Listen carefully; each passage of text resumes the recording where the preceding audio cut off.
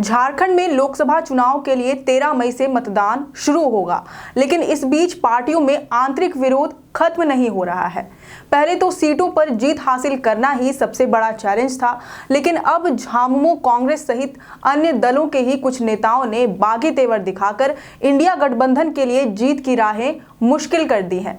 राज्य की सभी 14 लोकसभा सीटों पर भाजपा को मात देने के लिए इंडिया गठबंधन की रणनीतियों को कमजोर करने में उसके अपने ही गठबंधन के नेता लगे हुए हैं।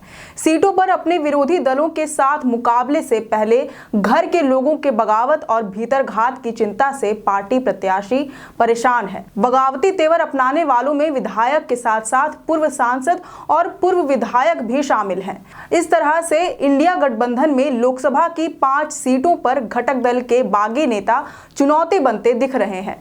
इनमें सबसे टॉप पर है लोहरदगा लोकसभा सीट। एसटी आरक्षित यह सीट कांग्रेस के खाते में आई, जहां से पार्टी ने सुखदेव भगत को उम्मीदवार बनाया, लेकिन गठबंधन धर्म की अवमानना करते हुए बिशुनपुर से झामुमो विधायक चमरा लिंडा ने लोहरदगा सीट से ही निर्दलीय चुनाव लड़ने की घोषणा कर दी। बीते दिनों उन्होंने नामांकन भी दाखिल कर दिया। चुनावी मैदान में उतरकर वह कांग्रेस को ही चुनौती दे रहे हैं, जिसका सीधा फायदा भाजपा को मिलने की संभावना है। यही वजह है कि अब चमरा लिंडा की उम्मीदवारी को कांग्रेस गंभीर मामला बताकर सहयोगी दल झामुमो से बागी नेताओं पर कठोर कार्रवाई की उम्मीद कर रही है। तो झामुमो ने साफ कर दिया है कि लोहरदगा में चुनाव लड़ने का चमरा लिंडा का फैसला उनका व्यक्तिगत फैसला है। इसके बाद राजमहल लोकसभा सीट का भी हाल कुछ ऐसा ही है। यह सीट जब झामुमो के खाते में आई तो पार्टी ने सिटिंग सांसद विजय हांसदा को उम्मीदवार बनाया। अब भला जिस उम्मीदवार ने मोदी लहर के दौरान भी झामुमो की नैया पार लगाई, उस पर पार्टी क्यों ना भरोसा जताए। लेकिन इस बात से झामुमो की टिकट पर बोरियो से विधायक और पार्टी के सीनियर लीडर लोबिन हेम्ब्रम ने नाराजगी जाहिर की। लोबिन का आरोप है कि विजय हांसदा सिर्फ अपनी कंपनी का कारोबार बढ़ाने में लगे हुए हैं। क्षेत्र की जन समस्याओं और विकास से उनका कुछ भी लेना देना नहीं है। यह तीसरी बार है जब लोबिन हेम्ब्रम ने विजय हांसदा का विरोध किया है। विजय हांसदा 2014 से ही चुनावी मैदान में है और हर चुनाव में लोबिन हेम्ब्रम ने उनके खिलाफ मोर्चा खोला है। लेकिन इस बार एक स्टेप आगे बढ़ते हुए पार्टी के सीनियर लीडर ने खुद को निर्दलीय प्रत्याशी के तौर पर चुनावी मैदान में उतार दिया है। इसके लिए वे लगातार बैठकें कर रहे हैं, लोगों से राय मशवरा ले रहे हैं, अपने चुनाव लड़ने पर लोगों की रजामंदी ले रहे हैं। ये चुनाव वह विजय हांसदा के खिलाफ लड़ रहे हैं। जाहिर है इससे झामुमो समर्थकों का वोट बटेगा और फायदा भाजपा प्रत्याशी को होगा। इन 2 सीटों के अलावा रांची लोकसभा सीट पर भी बगावत की बू आ रही है। रांची लोकसभा सीट पर कांग्रेस की ओर से पूर्व केंद्रीय मंत्री सुबोधकांत सहाय की बेटी यशस्विनी सहाय को प्रत्याशी बनाया गया है।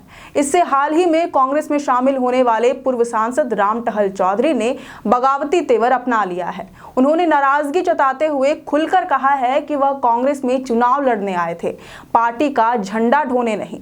इसके अलावा चतरा लोकसभा सीट पर भी बगावती तेवर अपनाए जाने की आशंका है।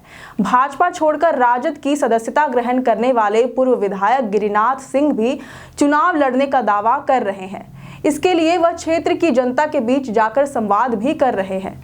बता दें कि इंडिया गठबंधन की ओर से चतरा सीट पर कांग्रेस ने पूर्व मंत्री केएन त्रिपाठी को प्रत्याशी बनाया है। वहीं हाल के दिनों में झामुमो की न्याय उलगुलान महारैली के दौरान केएन त्रिपाठी का जमकर विरोध हुआ। दरअसल चतरा लोकसभा क्षेत्र की गिनती उन निर्वाचन क्षेत्र के रूप में होती है जहां हर बार कोई न कोई बाहरी व्यक्ति टिकट पा लेता है और सांसद बन जाता है। बिहार में मंत्री रहे नागमणि से लेकर निवर्तमान भाजपा सांसद सुनील सिंह तक कई ऐसे नाम हैं जो मूल रूप से चतरा के नहीं थे। पार्टी ने टिकट दिया और वह सांसद भी बन गए। लेकिन इस बार किसी स्थानीय नेता को टिकट देने की मांग उठ रही है, क्योंकि भाजपा ने भी इस बार स्थानीय नेता कालीचरण सिंह पर ही दांव खेला है।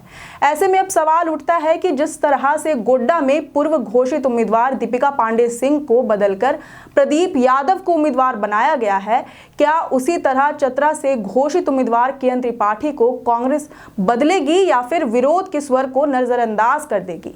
क्योंकि सूत्रों की माने तो चतरा सीट पर भी गठबंधन से बगावत की तेज लहर की वजह से घोषित प्रत्याशी का नाम वापस लेकर उसकी जगह दूसरा चेहरा देने पर गंभीरता से विचार चल रहा है। वहीं कोडरमा सीट की बात करें तो यहां से इंडिया गठबंधन ने माले विधायक विनोद सिंह को प्रत्याशी बनाया है।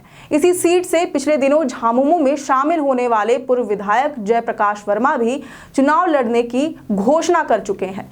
जेपी वर्मा ने तो 1 मई को निर्दलीय प्रत्याशी के तौर पर नामांकन दाखिल करने की भी बात कह दी है।